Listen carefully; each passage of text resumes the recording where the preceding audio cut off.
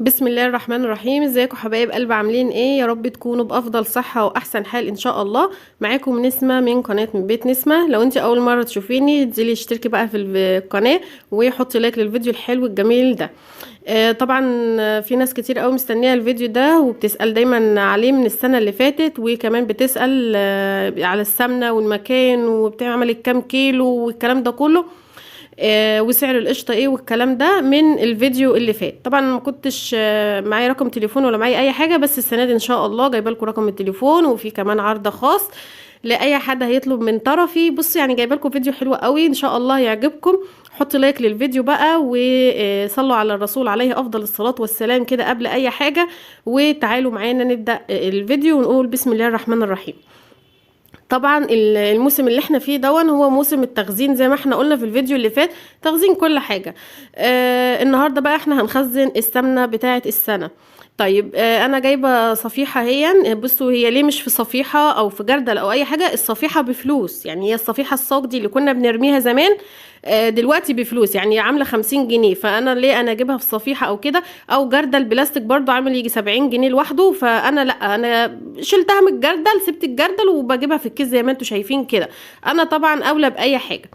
انا جايباها بقالي بالظبط قعدت 4 ايام او 5 ايام. حطيتها في الفريزر اول ما جبتها وطلعتها من الفريزر. هي ما كانتش لسه ساحت قوي. انا بحب اعملها وهي فيها سن التجميد كده، بصراحة بتلف معايا بسرعة جدا، والخض اللي فيها بيطلع معايا بسرعة وهي متجمدة شوية عن ما هي سايبة. ده طبعا حسب راحتك، انت ممكن تعمليها وتسيبها لما تطلع من الفريزر وتفك معاكي خالص.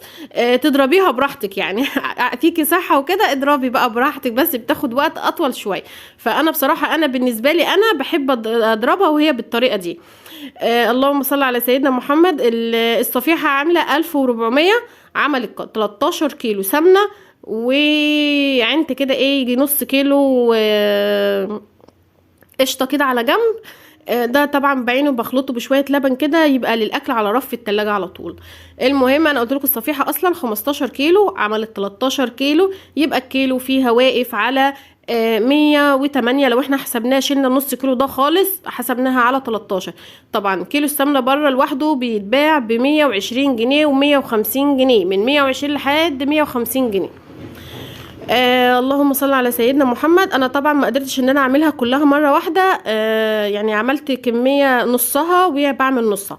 شوفوا حطيت ملح، الملح بيساعد على ان الخض ده تنطر الخض بتاعها بسرعه، وبتلف معايا بسرعه جامده جدا. يعني لو انت عندك مضرب بقى وممكن تعمليها بمضرب. انا بصراحه المضرب اللي عندي يعني اي كلام كده فبضرب بايدي بقى ماشي. وكمان هي كانت جامده، فبصوا اصلا بسم الله ما شاء الله. طيب نعرف السمنه المغشوشه من السمنه السليمه الحلوه ازاي؟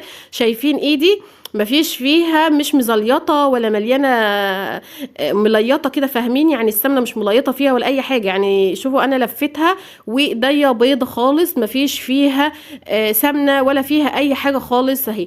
السمنه المغشوشه بتبقى ناعمه زي الحرير، القشطه بتاعتها بتبقى ناعمه. هقول لك ايه، شفتي المرهم؟ هي بتبقى عامله زيه كده بالظبط، مش خشنه. القشطه السليمه بتبقى خشنه كده شويه، بتحسيها خشنه. يعني شوفوا اصلا هي السمنه بتاعتها بعد ما لفتها عامله ازاي. وكمان ايدي نظيفه، خلي بالك على فكره دي حاجات بتفوت على ناس كتيره قوي. وفي ناس كمان يعني بتلفها السمنه الجاهزه اللي بتبقى بالكيلو بيسيبوا فيها كميه خض شويه عشان بتوزن معاهم. وطبعا انت يا عيني بتبقي شاريه السمنه غاليه ومن نظيفه وكل حاجه، وتبقى ريحتها جايبه اخر الدنيا، بس يعني خست كتير او قعدت كتير على النار او كده، بتبقي انت ما انتش عارفه من ايه. بتبقى عشان كميه الميه اللي فيها بتبقى كتيره فبتتلوى على النار. بيلفوها بميتها عشان توزن معاهم. وكل ده طبعا يعني على قلب الزبون، يعني ابقى كسبانه منك فلوس وكسبانه منك وزن، الاتنين مع بعض. لان طبعا الميه اللي بتسيبها في السمنه دي بتوزن، وانتي بتاخديها بالفلوس، فهي كده كسبت منك سمن كسبت منك وزن وكسبت منك فلوس الاتنين. فطبعا انا بعمل حاجه لبيتي بصفي كمية المية كلها، الشرش دي كلها ما بخليش فيها حاجة. طيب اللهم صل على سيدنا محمد. سعر الكيلو القشطة واقف كده في الصفيحة على 93 جنيه. السمنة الصفراء سعرها 90، عاملة على 90. بصراحة هي طلعت جميلة جدا وحلوة، وعملت كمية حلوة.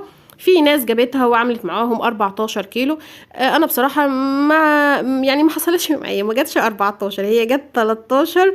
وعندي نص كيلو قشطة في علبة كده، لسه ايه هبقى اعمله بلبن يعني، واحط على الرف للاكل.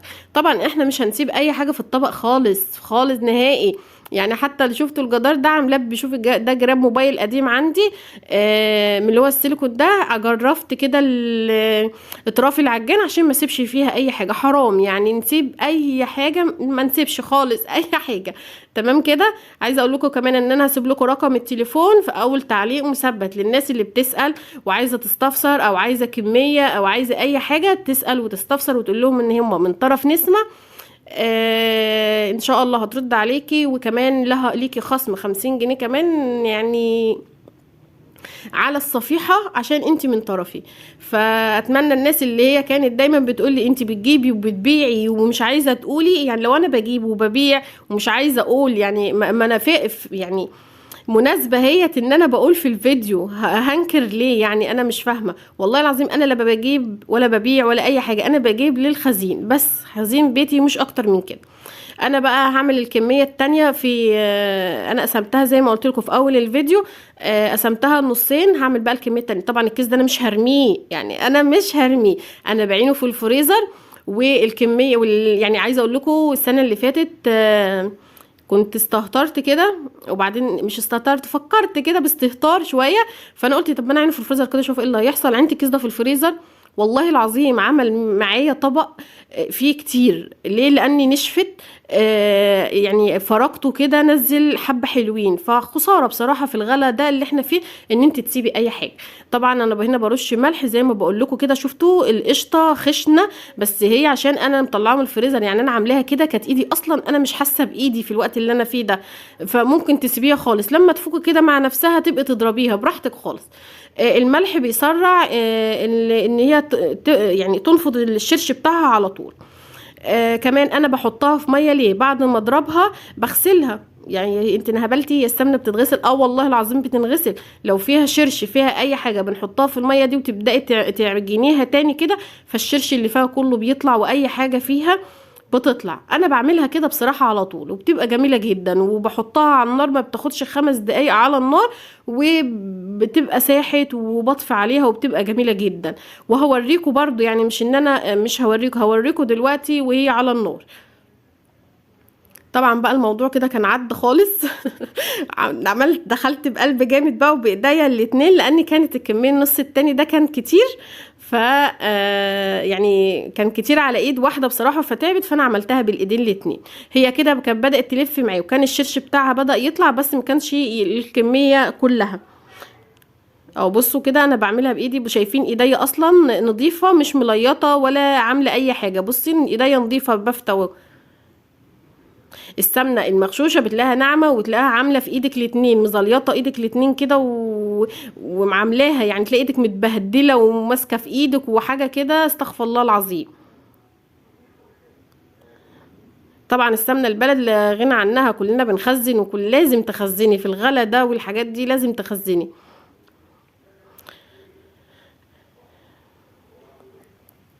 ده شكل السمنه بعد ما انا عملتها. كنت لسه قربت اخلص اهو، كان فاضل حته كده كنت بلفها، كنت خلاص يعني عشان هاخد 2 كده كلبستين كده اعملهم اسيحهم عشان اوريهم لكم برضو بعد ما سيحتها، وقد ايه هي بيضه مش مخلوطه ولا اي حاجه خالص يعني. هاخد 2 بقى احطهم كده على النار. طبعا انا كنت جايبه كام كيلو اصفر كده كمان.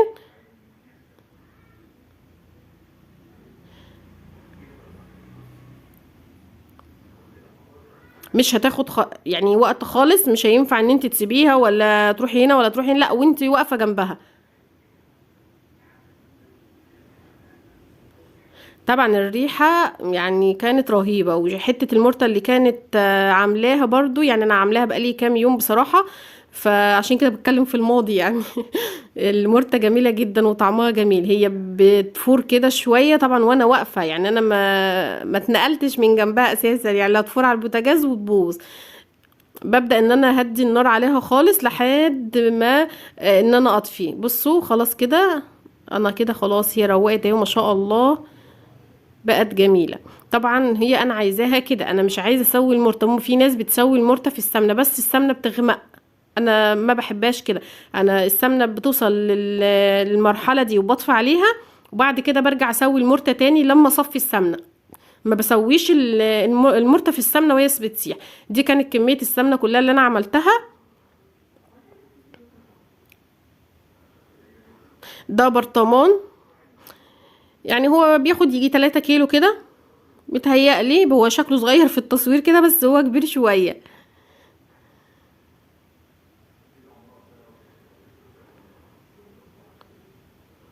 تعالوا بقى اما نصفي كده السمنة ونشوف لونها كمان وهي في البرطمان عامل ازاي. بسم الله ما شاء الله، جميلة جدا وريحتها كانت مالية الدنيا، كأن الواحد عامل فطير وريحته مفحفحة في البيت كله. خلي بالكم عشان الغش كتير جدا في موضوع السمنة والحاجات دي اليومين دول، كل الناس يعني ما شاء الله عليها اليومين دول اتجهت للموضوع ده، ففي غش كتير. طبعا السمنه التانية انا يعني الحله دي انا هوريكم دلوقتي وانا بسوي المرته. السمنه التانية بتلزق في الحله اللي هي المغشوشه، اللي بيبقى مثلا حاطين عليها دقيق، حاطين عليها بطاطس، حاطين عليها مش عارف ايه، بطاطس ودقيق. انت بتهرجي والله العظيم زي ما بقول لكم كده. الحله بيبقى عر الحله كده بيبقى محروق، بيبقى اسود طين، لان انا جبتها اصلا مره والحله ما كانتش كده خالص، ما فيش مرته اصلا، ما فيش حاجه اسمها مرته، مش مطلعه مرته، هي مطلعه سواد الحله. اعراس سود بقى طين وما فيش مرته اصلا. لكن دي بسم الله ما شاء الله، شايفين عرض الحله عامل ازاي. وحته المرته على فكره دي مش كلها مرته، فيه سمنه بس انا لسه هصفيها بس لما تبرد شويه. طبعا بقى لما ارتحت بقى وريحت نفسي بدأت ان انا اغلفها وبعينها في البوكس الكبير ده في الفريزر، بتبقى عندي مش واخده مكان. ببططها كده، بتعمليها بدل ما هي مكوره كده بتاخد طبعا مكان كبير قوي في الفريزر، فاحنا ليه بقى هنملى الدنيا ليه؟ فانا في البوكس ده هياخد كل السمنه دي، ايوه هياخدها. ببططها كده وبحطها جنب بعضها، بصراحه بياخدها وبتبقى ملمومه وعارفه مكانها، وقت ما بعوز بجيب من غير ما ادوخ بقى ولا اي حاجه. ففكره البوكس دي جميله جدا للناس اللي عندها الفريزر الافقي اللي هو عامل صندوق يعني. بتعيني فيها كل حاجة، يعني لو عملتي واحد للخضار، واحد للسمنة، واحد للفاكهة، واحد مثلا لأي حاجة عندك. بصي للأكياس اللي هي بتبقى كتير اللي متخزنة في الفريزر دي وتوه مننا، عارفين الناس اللي عندها الفريزر الأفقي يعني عارفين المعاناة اللي احنا بنبقى نمر بيها.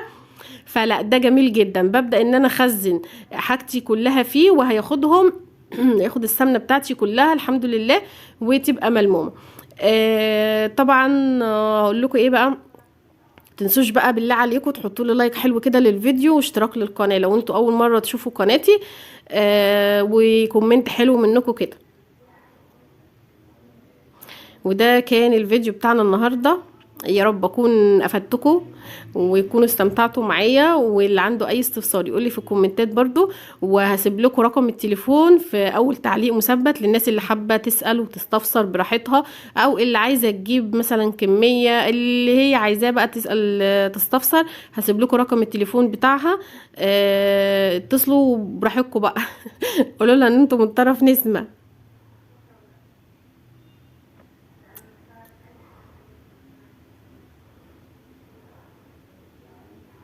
طبعا هنا انا عندي الاكياس ما قضتش، فاضطريت ان انا ايه اجيب اكياس تانية.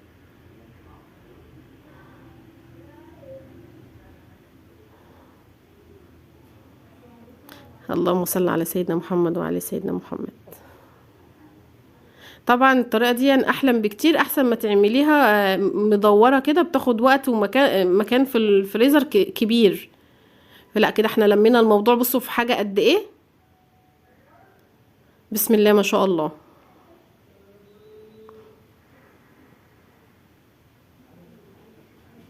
يلا اشوف وشكم على خير ان شاء الله في فيديو جديد بقى. ما تنسوش ان احنا نخزن حاجات كتير للشتاء، فتابعوني.